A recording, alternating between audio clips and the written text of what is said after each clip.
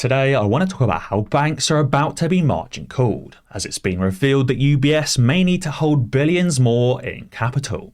I also want to talk about how Truth Social and Trump Media Corporation are fighting back against Citadel directly. So stay tuned and let's make some money. Later in the video, I also want to go through two back-to-back 100% plus trades on AGBA, which released news back-to-back on both Thursday and Friday. But now I'll dive straight in with the key information. So, first let's talk about how Truth Social and Trump Media Corporation are fighting back against Citadel directly. So Truth Social have posted on their platform, Truth Social, saying rather than support our common sense efforts to promote transparency and compliance, Citadel Securities bizarrely targeted our CEO with an unhinged attack. Here's our response. It says Citadel Securities, a corporate behemoth that has been fined and censured for an incredibly wide range of offences, including issues related to naked short selling, and is world famous for screwing over everyday retail investors at the best of other corporations, is the last company on earth that should lecture anyone on integrity. So this all started after Ken Griffin made a bit of a sly comment against Donald Trump. And as a result, now his social media platform and the company directly are fighting back against short sellers and Citadel directly. Obviously, they've called out Citadel Securities right here on social media for naked short selling and for screwing over retail investors. But not only that, Trump Media has also alerted the Nasdaq of potential market manipulation from naked short selling of DJT stock. DJT has called out Citadel, Virtue, Jane Street Capital in a new letter to the Nasdaq. So this letter says, "Dear Miss Friedman, I write to bring your attention to potential market manipulation over the stock of Trump Media and Technology Group Corporation, TMTG, which operates the Truth Social platform and is traded on the Nasdaq under the ticker DJT since March 26, 2024. As you know, naked short selling, selling shares of a stock without first borrowing the shares of stock deemed difficult to locate, is generally illegal pursuant to SEC Regulation SHO. As of April 17th, DJT appears on Nasdaq's Regulation SHO threshold list, which is indicative of unlawful trading activity. Saying this is particularly troubling given that naked short selling often entails sophisticated market participants profiting at the expense of retail investors. Reports indicate that as of April 3rd, DJT was by far the most expensive US stock to short, meaning that brokers have a significant financial incentive to lend non-existent shares. Data made available to us indicate that just 4 market participants have been responsible for over 60% of the extraordinary volume of DJT shares traded: Citadel, Virtue, G1 Execution Services, and of course Jane Street Capital.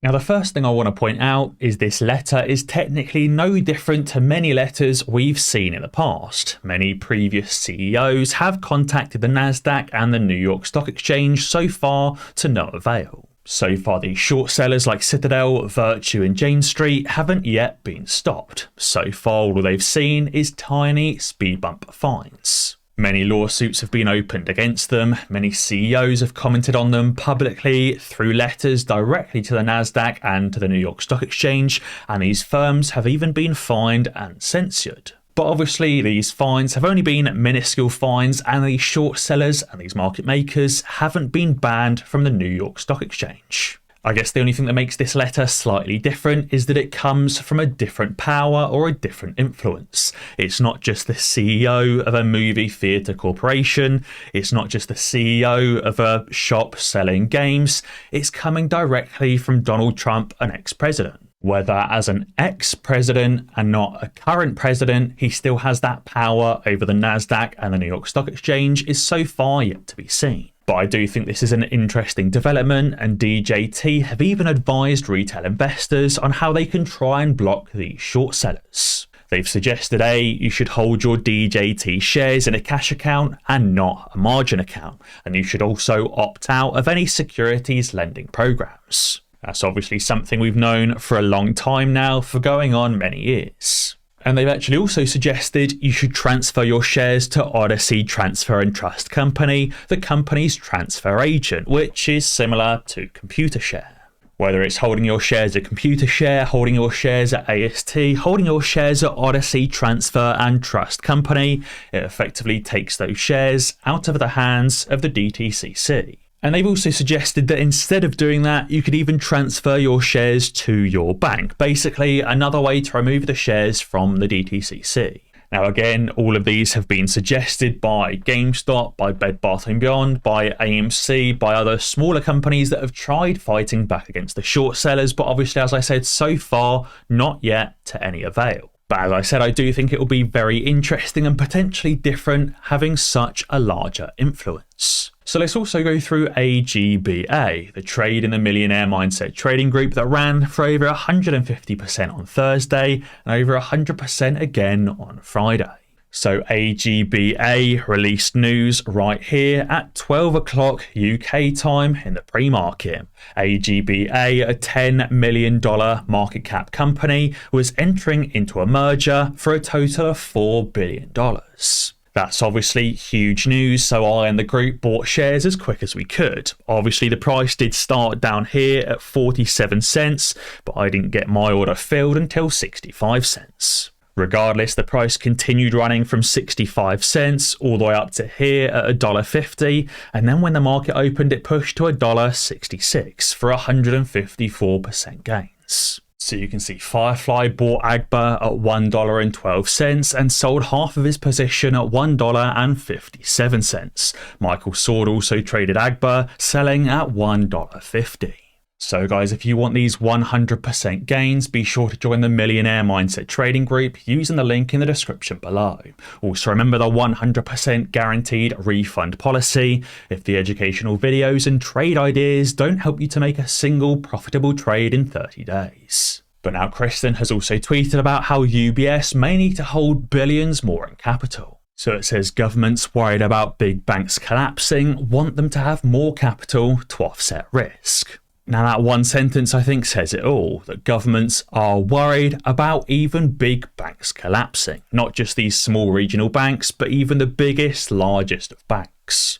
But it says banks are saying that it will make banking more expensive for investors if they have to hold this extra capital, but bank bailouts are very expensive for taxpayers. It says UBS Group faces an increase in regulatory capital requirements that could reach around $20 billion more capital required under reforms proposed in the wake of the collapse of Credit Suisse. And as a result, ISDA, the ISDA Corporation, is absolutely freaking out about the Basel III endgame rules and has even blocked bigums.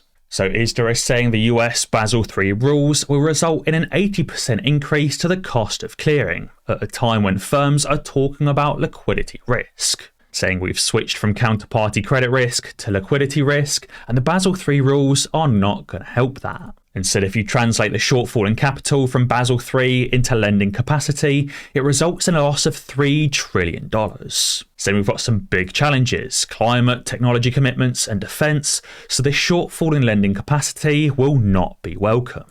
So ISDA is absolutely freaking out about these banks having to hold more capital and not being able to lend as much. So it seems these banks, these hedge funds and these market makers are really struggling with these increased capital requirements because they don't have the cash.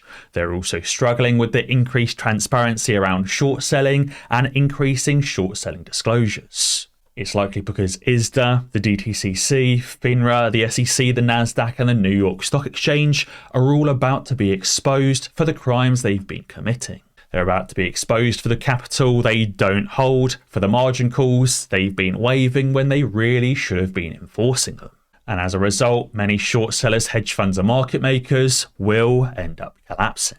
And as a result, AMC has just hit a new record high of shares on loan and shares being shorted. Again, I've been covering this for weeks and months now, but the shorted shares have increased in AMC from 16 million now up to 56 million. In the last 1 month alone, they've increased from 34 million to 56 million. The number of shares shorted in AMC has almost doubled in the last 1 month alone. These shorts are running out of time, they are running out of capital to meet their capital requirements, and they've been doubling, tripling and quadrupling down on short positions. And for these short sellers and these market makers, it's about to end in a very messy way. And to prove just how scared these shorts and these market makers are, Doug Sifu is now trying to suggest that counterfeit shares don't exist, even though he previously said on a live interview that he's an infinite liquidity fairy that will fulfill any and all transaction. If anyone out there wants to short shares and there's only 1,000 shares available on the market, he will fill that order. Doug Sifu has said, see, that's the delusion. You were focused on financial metrics like debt to EBITDA, and now you're in the land of delusion again. There's no counterfeit shares, and there will be no mother of all short squeezes. Again, the most contradictory statement possible. I will fill any order. If you want to short 10,000 shares and there's only 1,000 there, I will let you short them, but there's no counterfeit shares. So guys, be sure to let me know what you think down in the comments below. And as always guys, be sure to ding that notification bell, because that way you'll be alerted when I upload a new video. Cheers.